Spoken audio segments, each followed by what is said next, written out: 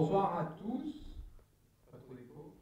Je suis très heureux de vous accueillir. Il y en a certains qui viennent là pour la deuxième, troisième, quatrième, cinquième, sixième fois, moi même. J'ai vu quelques fidèles puisque c'est effectivement la sixième édition des Impertinents. On a lancé il y a presque 2 ans maintenant, en mars 2012. On a eu le plaisir d'accueillir Raphaël Enthoven. Ensuite, on a eu, pour ceux qui étaient là, qui les connaissent, Pascal Pic, on a eu Alexandre Jolien, on a eu Pépin, et la dernière fois, on a eu Olivier Pourriol. Aujourd'hui, je suis réellement très heureux, je suis chaque fois très heureux, d'accueillir André Contronville, qui nous fait le plaisir d'animer notre invité principal aujourd'hui. On va voir que, comme à l'habitude, nous avons un invité surprise que je vais vous présenter dans quelques minutes. Donc pour ceux qui ne connaissent pas les Impertinents, on a lancé ça, donc, comme je vous le disais, il y a 2 ans, avec toujours la même volonté, la même vocation, les mêmes convictions, celle de humblement vous enrichir, vous inspirer, vous faire partager les idées des penseurs qui font vivre justement les idées d'aujourd'hui, et toujours avec la même volonté, c'est celle de rester extrêmement accessible, de rester très pédagogique, de ne pas se prendre la tête, comme on dit. C'est une antithèse un petit peu des intellos qui parlent aux intellos. Alors on vous met des intellectuels, on vous met des penseurs sur scène. L'idée, c'est véritablement de...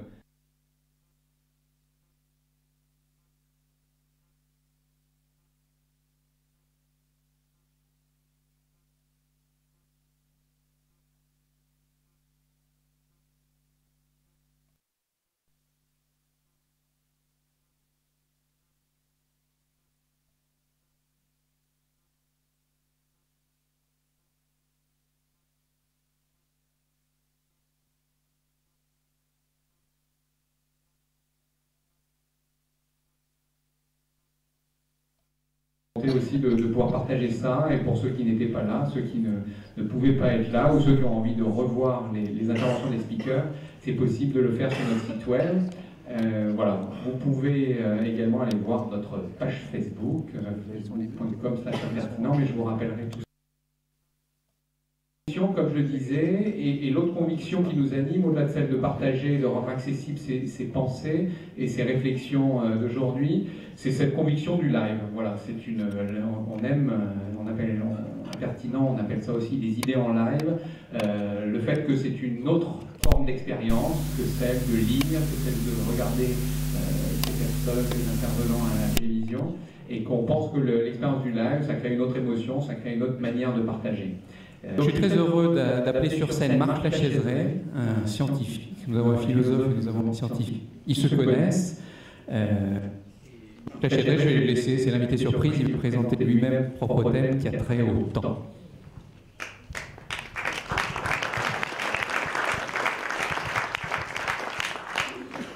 Merci. Donc, je m'appelle Marc Lachaiseray, je suis directeur de recherche au CNRS.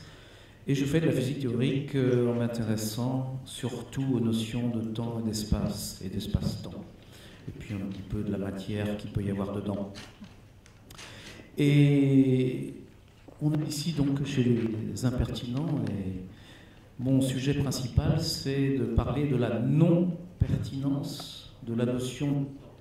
Ce que je soutiens, que j'expose, c'est que la physique moderne implique que le temps n'existe pas. C'est une affirmation assez forte, comme l'a fait remarquer tout à l'heure André, mais qui a un sens assez précis parce que même si on ne sait pas vraiment définir le temps, on trouve évidemment dans la littérature philosophique, scientifique, beaucoup d'auteurs qui n'ont même pas cherché à donner des définitions, mais à énoncer des propriétés du temps.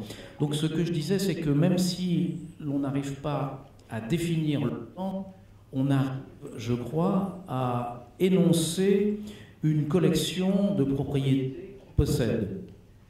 Et il me semble qu'on peut donner une définition au moins approximative du temps comme cette collection de propriétés. Ces propriétés, ce sont la datation, la durée, la causalité, la chronologie, la simultanéité. Et finalement, si l'on utilise tous les jours cette notion de temps, et si Newton l'a introduit au XVIIe siècle dans la physique, c'est parce C'est parce que toutes ces notions sont pertinentes et elles correspondent les unes avec les autres. Et je crois donc qu'on peut définir la notion de temps de cette manière. Ce n'est pas une définition complète, mais on va dire c'est au moins un ensemble de propriétés que doit vérifier le temps. C'est de posséder ces notions de causalité, durée, etc., et qu'elles soient compatibles entre elles. Alors, je n'ai que 20 minutes, donc je ne vais pas faire un exposé très complet de tout ceci, mais j'énonce au début quelques idées fortes que je vais commenter en partie par la suite. La première, c'est que Newton a introduit le temps dans la physique à la suite de Galilée, donc 16e, 17e siècle, introduction du temps dans la physique, et ça a été tellement efficace qu'on peut considérer que c'est la naissance de la physique moderne, de cette physique newtonienne qui a fonctionné pendant 3 siècles. Et donc, un fait remarquable, la naissance de la physique et de la physique moderne correspond à l'introduction du temps dans cette physique. Paradoxe, 3 siècles plus tard, Einstein va modifier la physique en introduisant ses théories de la relativité, qui sont une nouvelle formulation mathématique bien sûr, mais ce n'est pas ça qui est important, qui sont une nouvelle vision du monde. Et ce que je vous expliquerai, c'est que les théories de la relativité, ce sont très exactement les théories de la disparition du temps. Alors, souvent on me dit, oui, bien sûr, il y a ces théories qui disent que le temps n'existe pas, mais c'est une théorie, c'est un énoncé qu'on peut contester. En fait, le temps n'existe pas, non pas parce que la relativité nous le dit, mais ce qui s'est passé, c'est qu'au XVIIIe, au XIXe siècle, diverses expériences et diverses observations nous ont montré que la conception newtonienne ne fonctionnait pas et que la notion de temps ne fonctionnait pas. Et celui qui en a pris conscience le premier, c'est Einstein. Et ce qu'a fait Einstein avec cette théorie de la relativité, c'est non pas poser comme celui-là que le temps n'existe pas, mais c'est prendre en compte le fait que le temps n'existe pas dans la nature. Des petits problèmes de micro, peut-être je pourrais essayer l'autre. Merci, on va voir si ça marche mieux. Donc, non pas énoncer que le temps n'existe pas, mais prendre compte du fait que la nature nous montre que le temps n'existe pas et construire une théorie nouvelle, celle de la relativité, qui intègre cette non-existence du temps, cette non-pertinence de la notion de temps. Deuxième volet, celui des voyages temporels. Vous avez tous vu des films de science-fiction, lu des livres de science-fiction, peut-être La machine à remonter le temps de Wells, où l'on parle de voyage dans le passé, de voyage dans le futur. J'en ai lu aussi beaucoup, et en général, je suis un peu insatisfait parce qu'il y a toujours des incohérences, ou au minimum, disons, il manque beaucoup d'explications parce qu'on ne dit pas tout, on ne dit pas comment la machine marche, il y a beaucoup de présupposés, et ça ne m'a jamais satisfait. En revanche, quand on regarde la relativité générale, on s'aperçoit que la notion de voyage temporel est possible. Alors, les physiciens relativistes emploient rarement ce terme de voyage temporel, ils utilisent plutôt le terme de boucle temporelle, ou de ligne de temps fermée, c'est un peu technique, mais c'est la même chose, c'est le moyen de définir cela.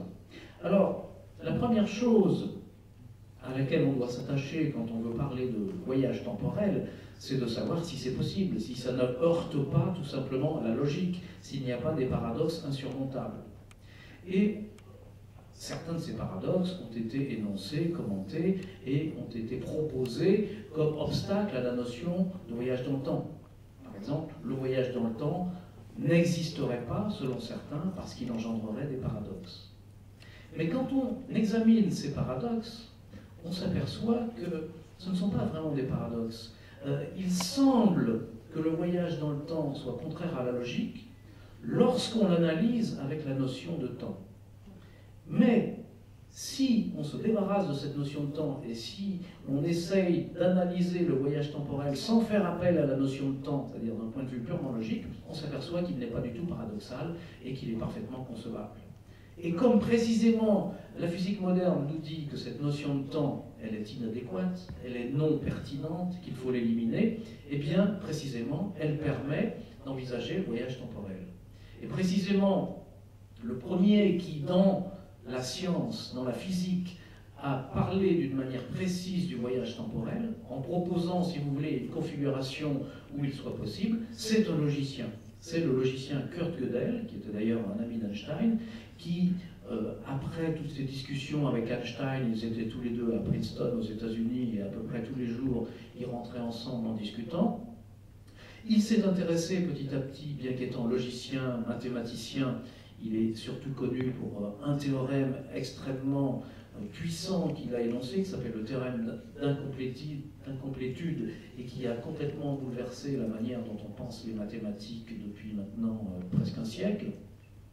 Donc bien qu'étant logicien et mathématicien, il s'est intéressé aux travaux d'Einstein, à la physique, à cette théorie de la relativité, et il a voulu montrer d'une manière explicite que le temps ne peut pas exister. Et c'est dans le but de montrer que le temps ne peut pas exister qu'en 1949, à l'occasion d'une célébration de l'anniversaire d'Einstein, il a montré une solution de cette théorie où le voyage temporel est possible. Ce n'était pas tellement le voyage temporel qui l'intéressait, c'était de montrer que la notion de temps ne peut pas exister, qu'elle conduit à des paradoxes. Donc, c'est vrai que si on met ensemble la notion de voyage temporel et la notion de temps, ça ne marche pas, c'est incompatible. Et ce qu'a montré Gödel, c'est que ce n'est pas la notion de voyage temporel qu'il faut éliminer, c'est la notion de temps. Alors, je ne vais pas commenter ici tout ce que l'on peut dire à propos des voyages temporels. C'est donc concevable dans la théorie de la relativité. Question subsidiaire, est-ce que c'est réalisable effectivement? Ce n'est pas parce que quelque chose est concevable sans heurter la logique, sans heurter les lois physiques, qu'il est réalisable effectivement. Alors là, il y a toute une littérature de physiciens, des articles scientifiques qui proposent des configurations, d'autres qui disent que ces configurations sont peut-être pas possibles en vertu d'autres lois physiques. Disons que c'est un débat qui reste ouvert, et je ne vais pas rentrer ce soir dans ce débat. Peut-être simplement, dans la petite durée qui me reste, peut-être une petite dizaine de minutes, revenir sur cette notion de temps et énoncer revenir sur cette introduction du temps par Newton dans la physique, du temps physique.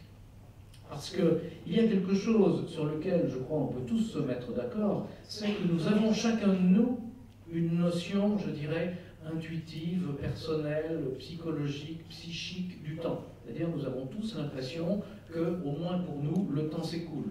Comment on s'en aperçoit? Simplement parce qu'on vieillit. Et comment on s'aperçoit qu'on vieillit? Parce qu'on se rappelle d'avoir été plus jeune. Donc, la mémoire, la conscience. Donc, par le fait de notre mémoire, par le fait de notre conscience, on se rappelle de quelque chose qui est le passé, et c'est à partir de ça, je pense, que nous construisons notre notion personnelle de temps, mais je voudrais dire plutôt notre notion de temps personnel. Ensuite, ce qu'a fait Newton, c'est une sorte d'hypothèse très forte, j'appelle ça l'ansatz newtonien, c'est de dire, puisque nous avons chacun la notion d'un temps qui, pour nous, de manière personnelle, s'écoule, pourquoi ne pas penser que tous ces temps personnels ne sont que des reflets, pour chacun de nous, d'un temps universel qui existerait pour tout le monde et qui s'écoulerait dans tout l'univers. Et c'est ça que Newton a fait. Il a introduit cette notion de temps universel qui s'écoulerait d'une manière absolue partout dans l'univers. Chacun des temps personnels que nous éprouvons, que nous ressentons, que nous pouvons aussi mesurer avec notre montre, ne serait que le reflet pour nous de ce temps universel. C'est un ansatz, c'est une hypothèse raisonnable. Elle a marché pendant 3 siècles à peu près, et petit à petit, certaines expériences de physique, certaines observations de ce qui se passe dans le monde nous ont montré que cette hypothèse ne tenait pas, et qu'il a fallu l'abandonner. Le premier qui a osé l'abandonner, je répète, c'est Einstein, et c'est cet abandon qui a été à l'origine des théories de la relativité. Alors, est-ce que dire que le temps n'existe pas, c'est une pure abstraction? Après tout, peut-être que c'est simplement appeler les choses autrement. Eh bien, je peux vous dire que ça n'est pas du tout une abstraction, puisque, par exemple, les effets concrets se manifestent en général d'une manière qu'on ne peut déceler qu'avec des instruments de précision, ou bien lorsque des vitesses très élevées sont en jeu, ou bien lorsqu'on se trouve dans un environnement où il y a des champs gravitationnels très intenses. Donc ça n'est pas la vie de tous les jours. Mais si l'on veut prendre des situations où vraiment on peut assurer que le temps n'existe pas et qui ne sont pas trop éloignés de la vie de tous les jours, eh bien, il y en a une qui est bien connue, c'est celle du GPS, le système, le Global Positioning System, qui vous permet de vous repérer. Comment fonctionne ce système? On a un petit boîtier qui échange des signaux avec des satellites qui sont en orbite autour de la Terre. Eh bien, les premiers programmes qui avaient été conçus pour le GPS étaient conçus d'une manière très simple, en disant, eh bien, au moment, par exemple, où j'envoie un signal, disons, s'il est 18h sur Terre, à ce moment-là, il est 18h aussi dans le satellite.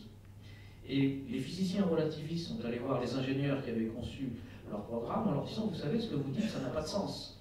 Parce que le temps n'existe pas, donc s'il est 18h sur Terre, on ne peut pas dire il est 18h dans le satellite.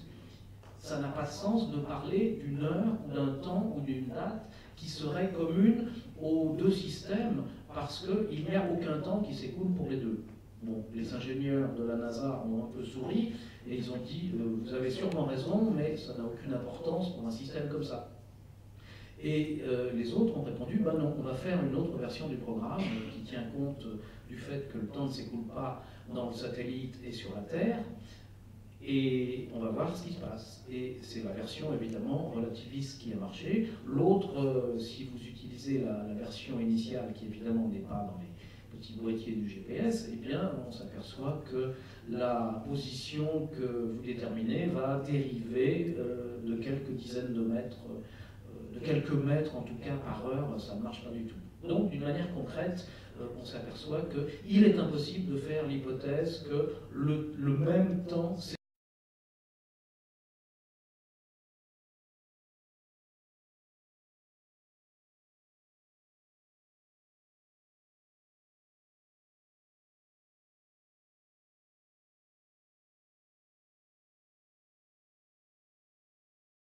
s'écoule dans le satellite et sur la Terre.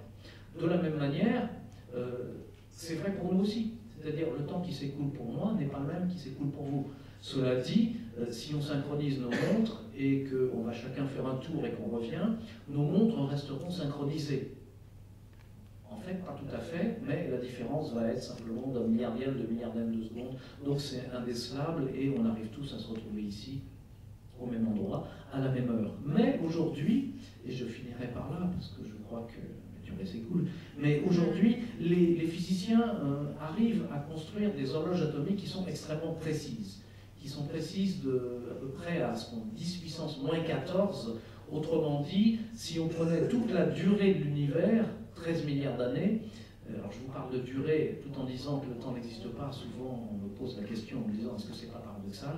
Bon, la réponse non, c'est pas paradoxal, tout ça s'accorde très bien et je vous assure qu'il y a une logique absolument redoutable là derrière, mais je n'ai pas le temps d'expliciter tous les termes. Donc ce que je disais, c'est que ces horloges sont tellement précises que sur toute la durée disons sur une durée de plusieurs milliards d'années, elles ne dériveraient pas de plus d'une seconde. Donc on prend deux horloges comme ceci qui sont strictement identiques et qui donc vont battre en cadence. Évidemment, il n'y a pas un balancier dans ces horloges, c'est des horloges atomiques, mais on peut les synchroniser. On prend une horloge, on la déplace dans le laboratoire. C'est une expérience qui a été faite concrètement. On la surélève simplement de quelques mètres. De quelques mètres, c'est un endroit où le champ de gravité de la Terre ne sera pas tout à fait identique. On la surélève de quelques mètres, et qu'est-ce qu'on voit? Que les horloges se désynchronisent. Et il est impossible de les désynchroniser. L'explication, c'est laquelle? C'est que les deux horloges ne peuvent pas battre le temps n'existe pas. Ce que nous dit la relativité, c'est que l'horloge du bas va battre quelque chose qui est son temps propre à elle, qui est une quantité très bien définie. L'horloge du haut nous dit que l'horloge du haut va battre son temps propre à elle, qui est le temps du haut de la pièce, qui est une chose très bien définie également, mais qu'entre le temps propre du bas et le temps propre du haut, il n'y a pas de correspondance. Enfin, il peut y avoir une correspondance, mais elle est compliquée, et il est absolument impossible de trouver quelque chose qui s'appellerait le temps qui intègre, qui harmonise ces deux notions. Alors nous avons chacun notre temps propre, et ce temps propre d'ailleurs, c'est celui qui correspond à ce que je vous disais tout à l'heure, un petit peu le temps de nos émotions, de notre psychisme. Nous avons chacun nos temps propres, ils sont différents, et il se trouve que, comme premièrement, nous n'avons pas des vitesses très importantes les uns par rapport aux autres. Nous sommes tous à peu près au même endroit, dans le même champ gravitationnel de la Terre, et surtout, nous n'exigeons pas une grande précision. Donc, on peut considérer que tous nos temps se confondent, et même que tous nos temps propres, c'est chacun de ces temps propres qui s'écoulent pour nous, tous nos temps propres, on peut les confondre dans exactement ce que Newton appelle le temps universel, et qu'il vaudrait mieux appeler le temps universel de la planète Terre. Puisque déjà, si on est sur la Lune, ou sur la planète Mars, ou dans un satellite autour de la Terre, ce temps n'existe pas. Donc, on arrive à une conception où le temps tel qu'on le définit n'existe pas. C'est-à-dire, il y a des durées propres qui s'écoulent pour chacun de nous, mais ces durées propres sont inconciliables. Et l'exemple qui avait été donné par le physicien français Paul Langevin pour illustrer justement cet effet de la relativité d'Einstein, et je terminerai par là, c'est l'histoire de deux jumeaux. Il suppose qu'il y a deux jumeaux qui, jusqu'à l'âge de 18 ans, vivent la même histoire finalement. Ils sont nés en même temps, ils ont vécu dans la même maison jusqu'à l'âge de 18 ans. À 18 ans, il y a un jumeau qui part se promener dans l'espace. Ils partent se promener dans l'espace le jour de leur anniversaire commun. Ils se disent au revoir, ils s'embrassent, ils s'étreignent. Et puis, un peu plus tard, les retrouvailles. Après que le jumeau voyageur se soit promené pendant longtemps dans l'espace, il retrouve son frère qui est resté sur Terre. Et là, et ben voilà, on s'aperçoit qu'il y a un jumeau qui a 25 ans et l'autre jumeau qui a 50 ans. C'est-à-dire que entre le départ et les retrouvailles, donc entre le même événement initial et le même événement final, l'histoire d'un des jumeaux a duré 5 ans, l'histoire de l'autre jumeau a duré 30 ans. Et le jumeau voyageur a vraiment vécu 5 ans, moins longtemps, dans tous les sens du terme, que ce qu'il ait compté, les battements de son cœur, sa respiration, le nombre de livres qu'il a pu lire, le temps qu'il a fallu pour digérer ses repas, ou en regardant sa montre. Le jumeau qui est resté sur Terre a bien vécu 30 ans, dans tous les sens du terme, ce qui veut dire que entre deux histoires qui ont le même début et la même fin, eh bien, les durées peuvent être considérablement différentes. Alors, on ne l'a jamais expérimenté pour des humains, mais on l'a expérimenté pour des horloges, on l'a expérimenté pour des étoiles, pour des objets célestes, pour des particules, donc ça n'est pas du tout quelque chose d'abstrait, c'est quelque chose de très concret. Alors, question, est-ce que le voyage dans le temps est concret ou abstrait? Ce sera pour la prochaine fois. Avec une petite remarque, cependant, c'est qu'en fait, nous voyageons tous dans le temps. C'est-à-dire qu'à chaque instant, nous sommes poussés vers l'instant suivant, mais c'est un voyage dans le temps qui va toujours dans le même sens et sur lequel nous ne pouvons rien. Est-ce qu'il y a un autre voyage dans le temps concrètement possible ou pas?